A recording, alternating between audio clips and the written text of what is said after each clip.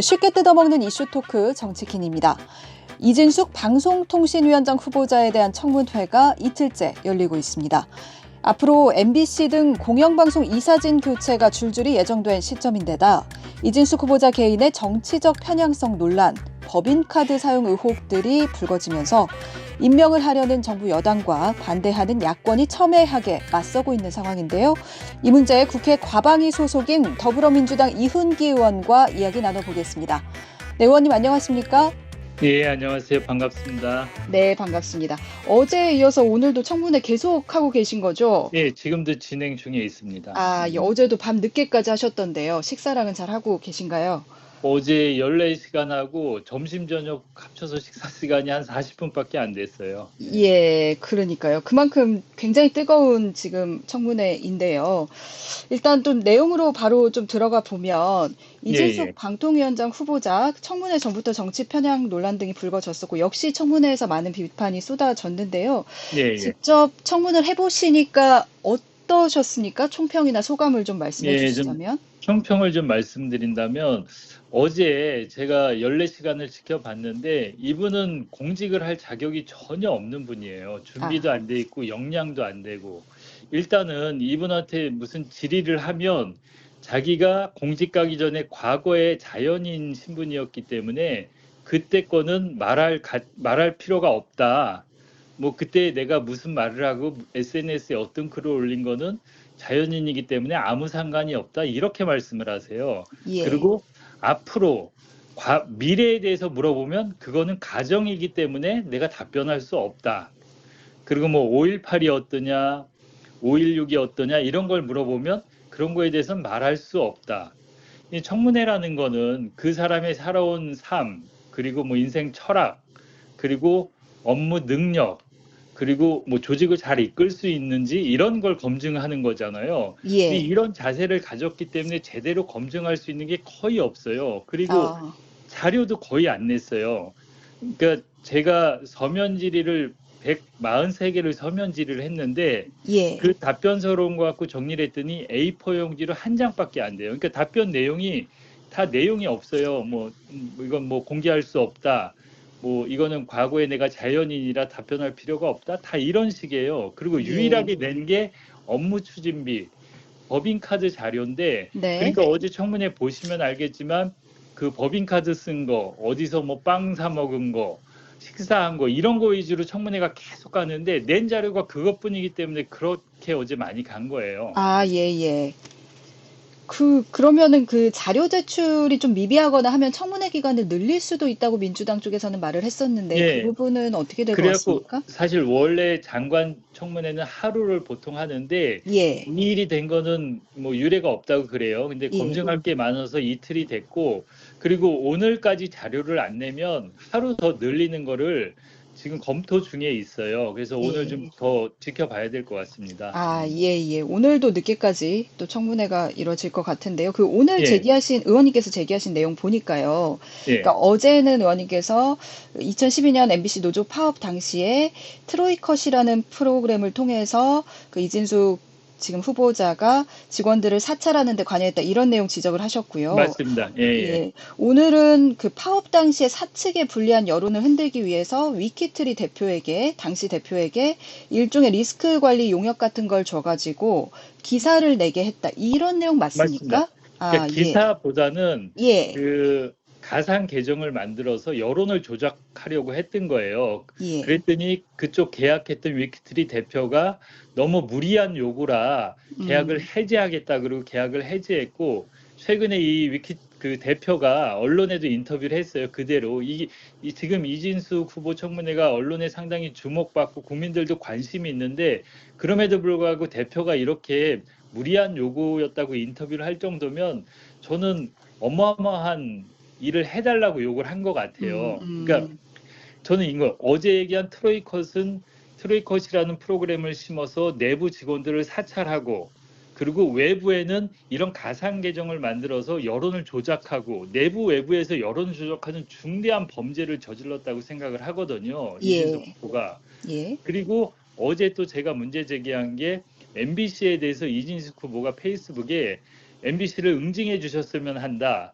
그러면서 시청을 거부하거나 광고를 주지 않는 등의 방법은 많다. 이렇게 얘기를 했거든요. 예. 이것도 자기는 이런 맥락이 아니라고 부정을 하는데 이거는 저는 정말 심각하게 보는 게 1974년에 동아 자유언론 실천이 있고 그 정권에서 동아일보를 탄압하기 위해서 광고 탄압을 해서 백지 광고가 나가고 그랬잖아요. 네. 전 이거 같다고 보거든요. 그리고 네. 방송의 독립성을 유지해야 할 방통위원장 후보가 방송사를 광고 압박을 통해서 통제하겠다는 거잖아요. 예. 저는 이렇게 보면 이진숙 후보가 조금 아까 제가 그 질의할 때도 얘기를 했는데 박정희 정권 독재 정권 시대에 무슨 중앙정보부장 같아요.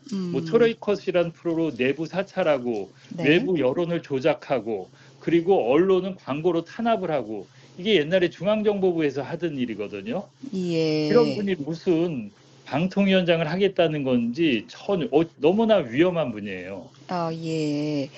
그 법인카드 아까 말씀하신 대로 그 부분을 그나마 자료를 내서 법인카드 사용 논란에 대한 질의도 이어졌는데요. 네. 이 부분은 어떤 것들이 좀 중점적이고 과방위가 또 토요일 날 현장 검증을 하기로 했는데 예, 예. 어떤 부분들을 더 일단 살펴보실 예정이실까요? 법인카드는 이분이 그 대전 MBC 사장할 때 한 1억 4, 5천만 원을 썼는데 예. 제가 알기로는 지역 MBC 사장 정도면 1년에 한 2, 3천만 원 써요, 보통. 근데 네. 이분은 과다하게 많이 썼고 예. 그리고 쓴 사용처가 서울이 많아요. 대전 MBC 사장이 왜 서울에서 법인카드를 씁니까?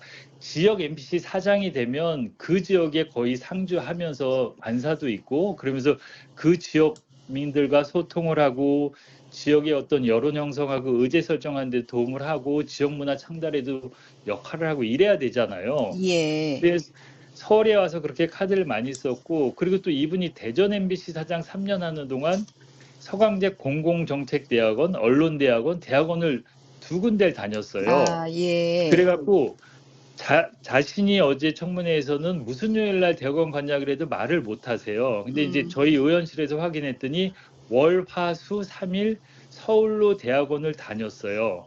그리고 대학원을 다니려면 그 시간이 필요하잖아요. 네네.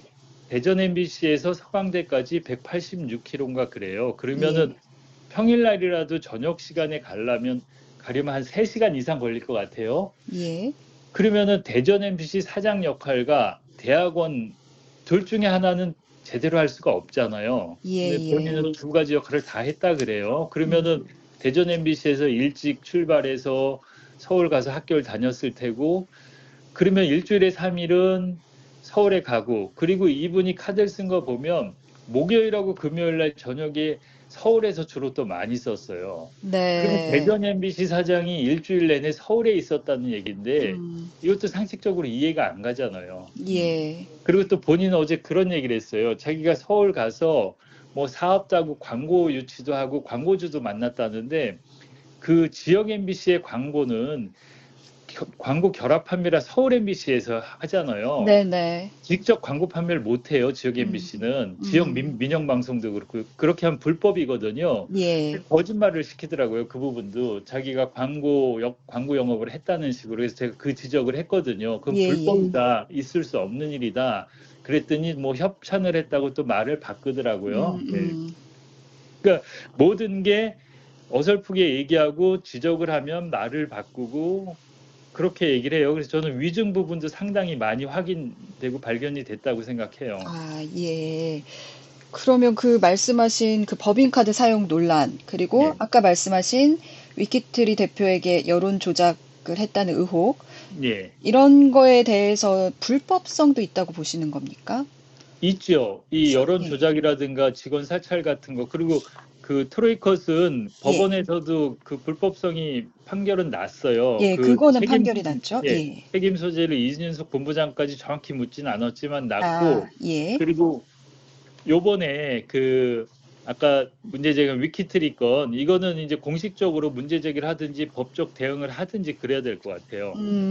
예를 들면 뭐 고발이라든지 이런 부분도 예. 그리고 카드 사용 내역도 오전에 의원들이 문제 있는 거 법적 대응 하겠다 그랬거든요. 그리고 예. MBC 임원 중에도 카드 불법성으로 해임된 사람도 있고 처벌받은 사람들이 있어요. 예, 예, 그리고 예. 이게 아까 얘기했지만 보통 지역 MC 사장들이 2, 3천 쓰는데 이분은 뭐 3년 동안 1억 5천 썼으니 과다하게 썼고, 그리고 쓴 지역도 서울에서 많이 썼고, 그리고 뭐 또 서울 MBC에 있을 때도 5성급 호텔에서 뭐 5천만 원이나 쓰고, 뭐 골프 치는데 몇 천만 원 쓰고, 이거는 위법성을 따져서 도덕적으로도 국민들이 인정하기가 힘들잖아요. 네네. 그리고 또 강남에 어떤 일식집 같은 데를 많이 갔는데 거기를 한 10여 차례 갔어요. 근데 네. 거기가 1인당 뭐 한 10몇만 원씩 하고 그래요. 근데 네. 어떤 이유로든 그 지역 MBC 사장이 누구를 만났든 그렇게 비싼 식사를 하는 게 국민 정서에 전혀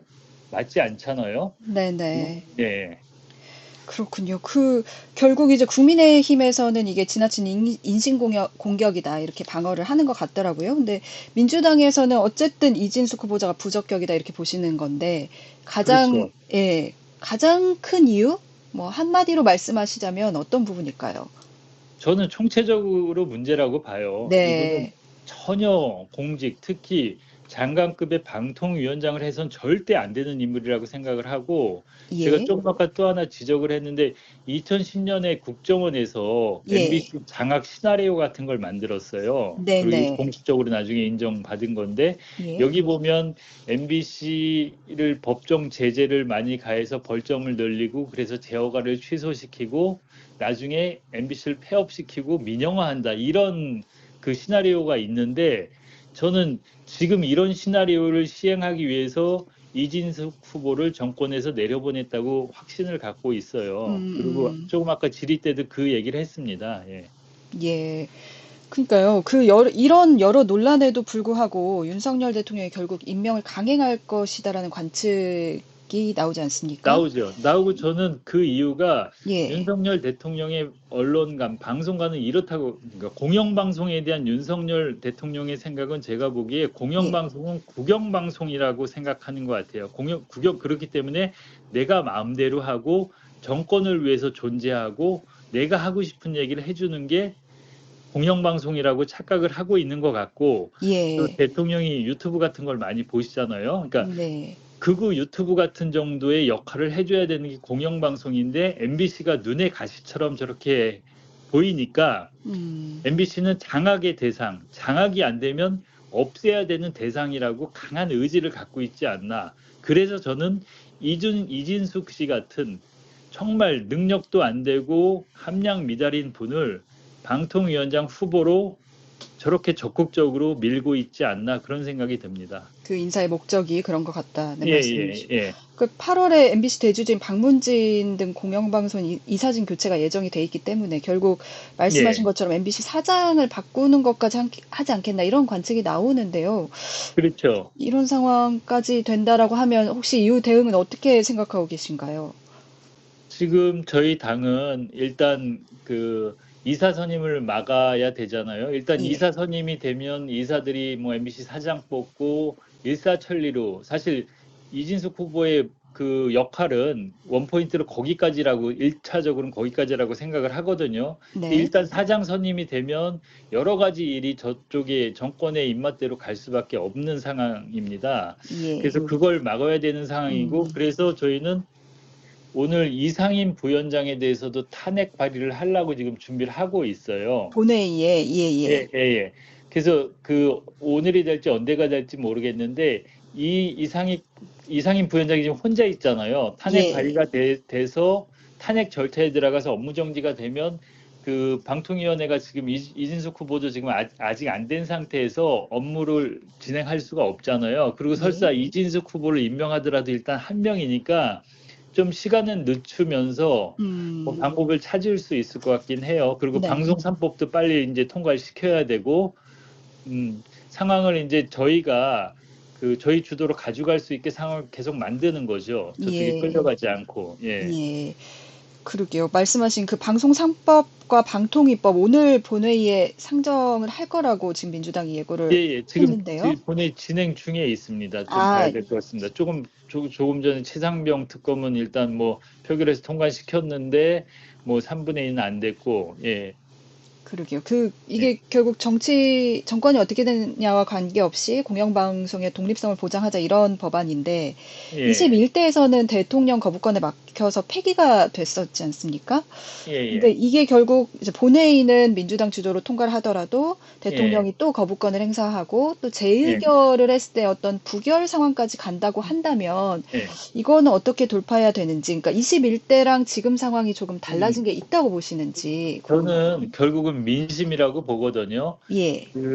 이제 최상병권도 계속 몇 번, 세 번째잖아요. 그리고 이제 네. 방송법도 만약에 이번에 통과해서 또 하면 두 번째인데, 저는 국민들의 분노 게이지가 계속 올라가고 있다고 생각을 해요. 그리고 예.